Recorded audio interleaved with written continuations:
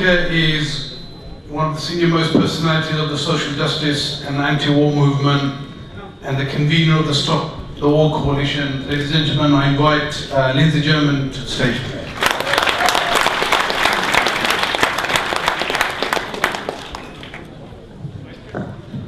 Thank you very much, and I'm very, very pleased to be here tonight to offer my support and solidarity to the Mayor, Lutfur, Rahman, and to everybody else who is campaigning here against this appalling attack on them by Eric Pickles. There's been plenty said about Eric Pickles, but I think we should remember this is a question of democracy. It's a question of people being able to vote and have people carry out policies that they want to carry out. And this is what is frightening the government so much, because the government is promising us another 4 years of austerity, and they do not want a democratic process which says that local people are prepared to put up with those 4 years of austerity. And that is why they have sent in PricewaterhouseCoopers, who are the people who are going to be the commissioners running sections of the council. Now, it seems to me the day when the banks have been fined £2 billion for corruption, for lying, for false dealing, why are we being investigated by a financial company from the City of London? Why aren't we investigating them? That's the way round.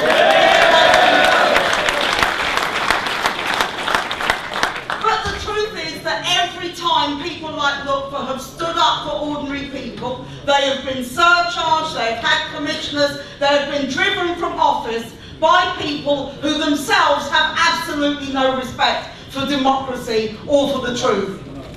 If we were really serious about democracy in this country, why haven't we done something to a war criminal which took us to a war illegally on the basis of lies and who makes millions of pounds?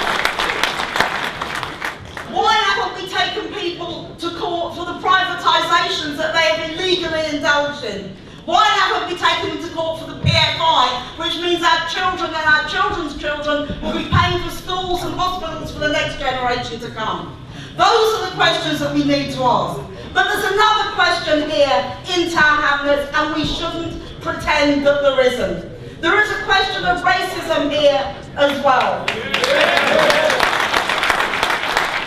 They're trying to say two things. They're saying, firstly, that this is the kind of thing that happens in places like Tower Hamlets, that there's more corruption than there is in other places. That is a complete lie. And coming from the parliamentarians who fiddled their expenses and then shredded the documents afterwards so we can't even refer back to them, it is an absolute travesty that they are trying to make this thing. But it's also about the Muslim community. We had the investigation into the Birmingham schools, which was a complete farrago of lies and innuendo and turned out to be completely untrue. And this is what they're trying to do to the Muslim community here. We have had a war going on now for 13 years. We said 13 years ago it would create racism and attacks on civil liberties and Islamophobia. That is what is happening now, and we have to stand up against it.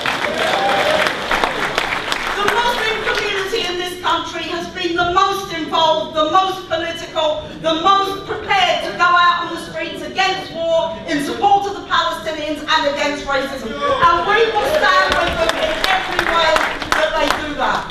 I'd like to propose, of the many things that come out tonight, I hope that we can get together a conference here in Tower Hamlets on Islamophobia, where we get Muslims and non-Muslims and we say we are rejecting the agenda of UKIP and the racism. That is what's important for us to do. So stand together, let's unite and fight and campaign in defence of the council here, in defence of the mayor, but also in defence of some of the poorest people in this country. It is grotesque that we live in a place like this where half a mile down the road there are office blocks which are selling, as the Gherkin did this week, for over £700 million. This is a society which does not deserve to stand as it is at the moment.